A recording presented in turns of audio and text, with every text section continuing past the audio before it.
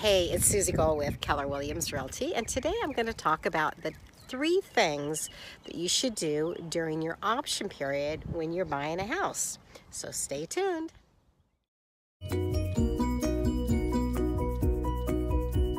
In the state of Texas, when you purchase a home, oftentimes an option period is negotiated. And what an option period is, it's an unrestricted right to terminate the contract for any reason. And it can be anywhere from 5 to 7 to 10 days. It just all depends on what the parties agree to. But when you're buying a house, when you work with me, like I said, there's 3 things that I really encourage my clients to do. Number 1, and the biggie, is to hire a home inspector. You're making a big purchase, and you may walk around the house and everything looks great. This is a pretty house, but you don't know what's going on in the roof, in the attic, with the air conditioning. So again, I think it's imperative that you rule out any major issues with the house during your option period, because if you do find something that's it's going to cause the home to be a money pit, you want to be able to terminate and get your earnest money back. And also along those same lines, I recommend people get a termite inspection as well.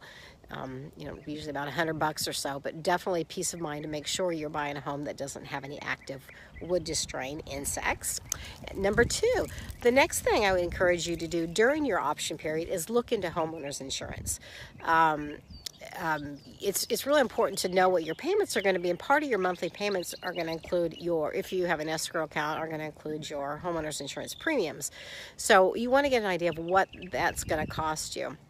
So definitely shop around. I've got the name of a great insurance agent, and he can explain everything. But basically what they will do is they will look at the history of the house to see if there have been any claims on the property that perhaps have not been disclosed, or even if they were disclosed, if it's something that's going to affect your premiums.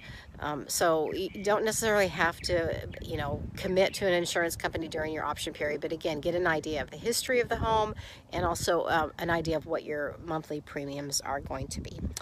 Third is get with your lender. At this point, you should have been pre-approved already, but you definitely want to make sure your lender has all the documents they need, and you've been open with them and sharing with them, your financial history, so they can give you the best possible estimate on what your monthly payments are going to be.